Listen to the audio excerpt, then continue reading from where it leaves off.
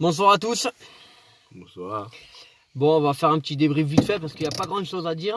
Débrief gueule de bois. Voilà, débrief coup de massue. Non, faut pas exagérer, mais en bas, j'ai la sentais venir quand même un petit peu, faut dire. Disons que je pense que c'était un petit feedback, un petit retour en arrière de l'année. On s'est revu l'année dernière, on s'est revu lors de la saison 2018-2019. Et puis, c'est pas anormal aussi quand on se voit trop beau, trop vite.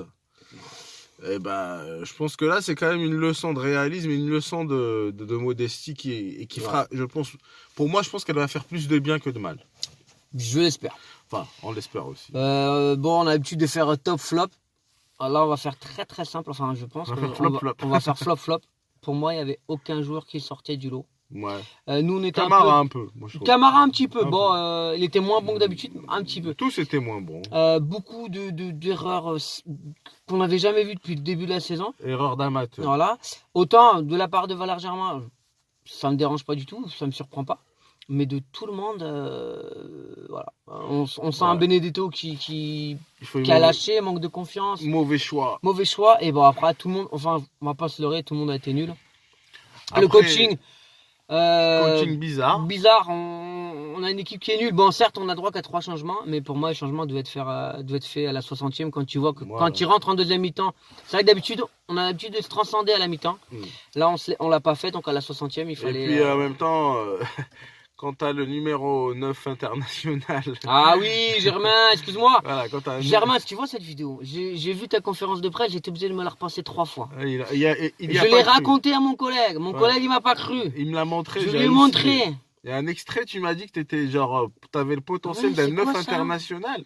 International, ça veut dire tu es capable d'aller jouer en Égypte, au Soudan, ou je sais pas quoi, ou international, équipe A. En Égypte, ils ont le niveau. Équipe A France. Gros, c'est pas possible. Oh, Germain, redescends. Dégonfle la tête, Germain. Dégonfle la tête. Je pense que là, tout le monde doit dégonfler. Parce que, tout le monde, ouais. Et je lance un message aussi aux gens qui se disent que la deuxième place, elle est garantie. Je leur dis, ne vous précipitez pas trop, parce que même s'il ne reste pas beaucoup trop de matchs, c'est vrai, mais il en reste quand même un petit paquet. Et ces paquets de matchs, on a déjà vu l'OM couler en deuxième partie de saison, alors qu'en première partie de saison, ils étaient premiers face au PSG. Ouais. Moi, je me rappelle très bien de ça.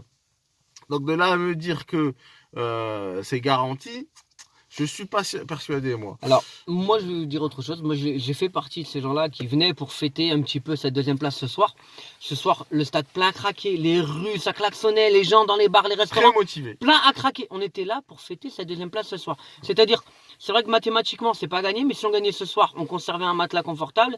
Il restait 12 journées, c'est correct. Là, je pense que les joueurs n'ont pas pris la mesure de l'événement. Non. Et c'est dommage parce que le public exceptionnel, dans la rue exceptionnelle, dans les restaurants. Moi, je ne crois qu'aux mathématiques. Tout le reste, pour moi, c'est de la littérature.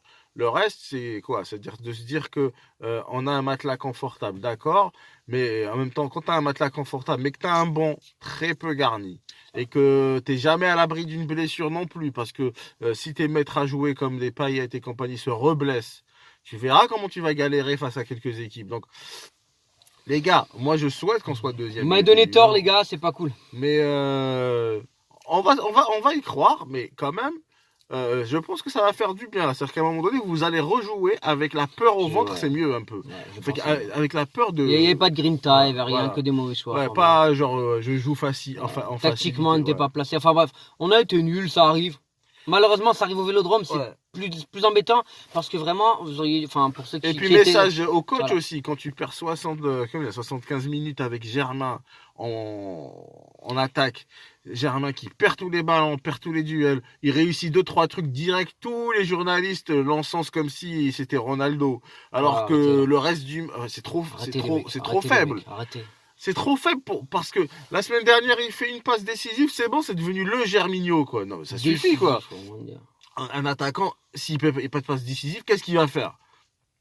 S'il en fait une dans tout le match, pour lui, c'est le bout du monde. Et je suis désolé, c'est pas un critère pour moi. Un attaquant, il doit être beaucoup plus mobile que ça, beaucoup plus intéressant.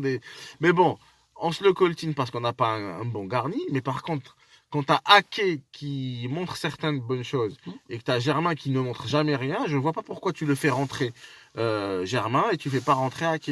Je pense qu'à la rigueur, si tu veux commencer avec Germain pour plus de certitude, quoique pour moi, t'en as pas du tout. Il sert à rien.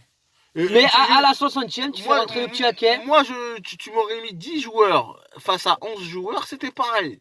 Qu'il y ait Germain ou pas, 10 joueurs face à 11 joueurs, c'est pareil. Bon, après, vraiment, je le redis, bon, c'est vrai qu'on a tendance à remettre un petit peu. Il a fait 2-3 gestes défensifs sympas, mais à ce moment-là, tu le replaces défenseur. Voilà. Mais devant, il avait 2-3 fois devant, on a besoin de gens intelligents. Quoi. Après, c'est vrai qu'on a tendance à parler de Germain parce qu'il nous sort un peu. Il me gonfle. Ce côté international, Ouais. numéro 9 international, là, ça c'est pas passé. Voilà. Donc, voilà, c'est pour ça qu'on reparle de Germain, mais je tiens à dire qu'ils ont tous été nuls.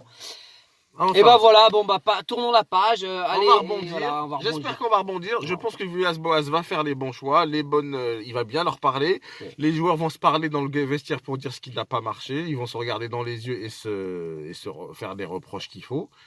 Après, bon, c'est sûr qu'on n'est jamais à l'abri que l'équipe. Bon, ils sont pas cachés, les joueurs. Hein. Oui. Ils ont su qu'ils ont fait un match de merde. Ils ont quand même défaite, c'est même arrivé au PSG. Ils ont quand même été voir les tribunes. Et je pense qu'ils ont conscience qu'ils ont fait un match de merde. C'est dommage parce que le PSG joue demain. Ça aurait été bien aussi qu'on ait 3 points pour un petit peu les titiller, tu sais, qu'ils aient un petit peu la pression derrière, tu vois. Mais bon, c'est dommage. Mais bon, on a quand même tendance à laisser passer les. On a fait une PSG ce soir. On a perdu contre un match qui était gagné d'avance contre des jaunes. Ouais. Ça fait un peu un PSG Dortmund. Seulement, j'étais content quand les jaunes ont gagné, mais là, je suis pas content quand les jaunes ont gagné. Enfin. Bon, bah, écoutez, bonne soirée à tous. Hein. Voilà, pas grand chose à dire, hein, de toute façon. Hein. Ouais, allez, bisous à tous et à dans en espérant qu'il y ait un rebond, quoi. Qu'on retrouve le moral. Allez, ciao.